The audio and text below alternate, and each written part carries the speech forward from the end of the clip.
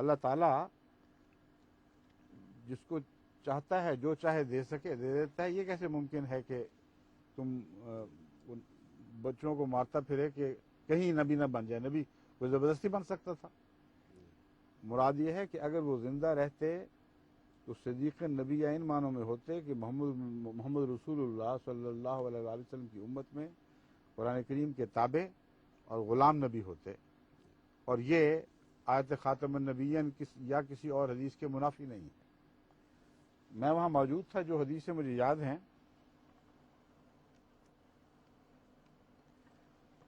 جو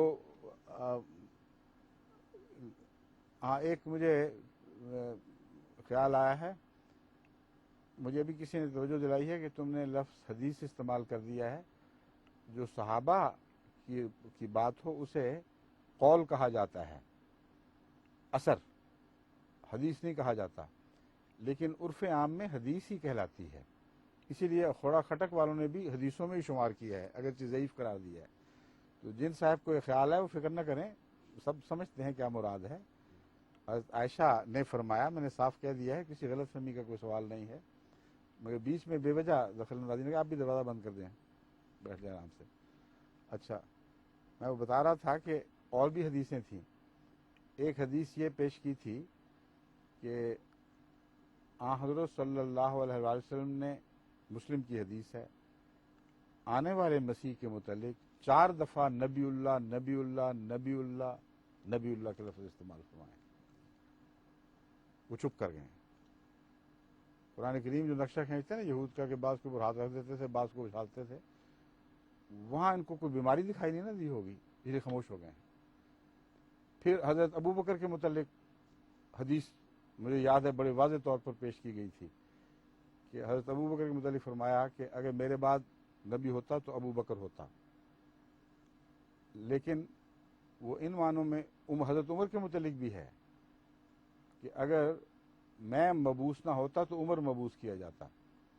جہاں تک ہماری تفصیلی بحث کا تعلق ہے اس میں یہ باتیں سب درج ہیں. ایک حدیث نے کئی حدیثیں ہیں. دوسرے یہ کہ جب ایک مفہوم کو سمجھنا ہو اور 15-20 روایتیں ایک طرف ہوں اور اس مفہوم کو سمجھانے والی ایک بات بھی ہو، اسے یہ کہہ کر رد نہیں کیا جاتا کہ یہ ایک ہے. سوال یہ ہے کہ اس مفہوم پر روشنی ڈال رہی ہے یا نہیں ڈال رہی. اگر روشنی ڈالتی ہے تو 20 حدیثیں بھی ہوں یا 50 حدیثیں بھی ہوں، حضرت صلی اللہ علیہ وآلہ وسلم کے قول سے آپ کے قول متصادم ہو ہی نہیں سکتے. ان صاحب کو اتنی بھی خبر نہیں ہے. قرآن کریم کی ایک خاتم النبیین کی آیت ہے، اگر یہ کہا جائے کہ یہ تو ایک ہے، اور دوسری آیات جس میں میثاق النبی کی آیت بھی شامل ہے، جس میں سورہ نساء کی آیت من یطع اللہ بھی شامل ہے، جس میں یہ اعلان بھی ہے اے بنی نوع انسان اما یاتینکم رسول منکم، جب بھی تم میں سے کبھی رسول آئیں تمہارے پاس، اتنی آیات ہیں، تو اس کے مقابلے پر ایک آیت کو کیوں لیتے ہو؟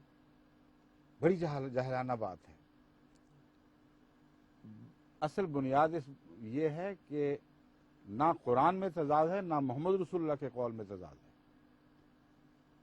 اور حضور صلی اللہ علیہ وآلہ وسلم کا قول دوسرے اقوال کی تشریح فرماتا ہے، ان سے متصادم نہیں ہوتا. بس جو حدیثیں ہم نے، جو اول تو ایک یا دو نہیں ہیں، کئی تھیں، جو حدیثیں پیش ہوئی ہیں ان سے حضور اکرم صلی اللہ علیہ وآلہ وسلم کے دوسرے اقوال پر روشنی پڑتی تھی. پھر لا نبیہ والی حدیث پر بھی گفتگو ہوئی ہے، وہاں اس کا بھی ذکر تھا. ایک مثلا حضرت علی رضی اللہ تعالی عنہ کو جب آپ نے مدینے میں اپنے ایک سفر کے دوران اپنے پیچھے اپنا قائم مقام مقرر فرمایا، تو آپ نے فرمایا کہ انت منی بمنزلت ہارون، میں موسیٰ، اگلے لفظ یاد نہیں لیکن ترجمہ واضح یاد ہے کہ تو میرے پیچھے قائم مقام ہے جس طرح ہارون موسیٰ کے پیچھے قائم مقام تھا، سوائے اس کے کہ میرے بعد نبی نہیں.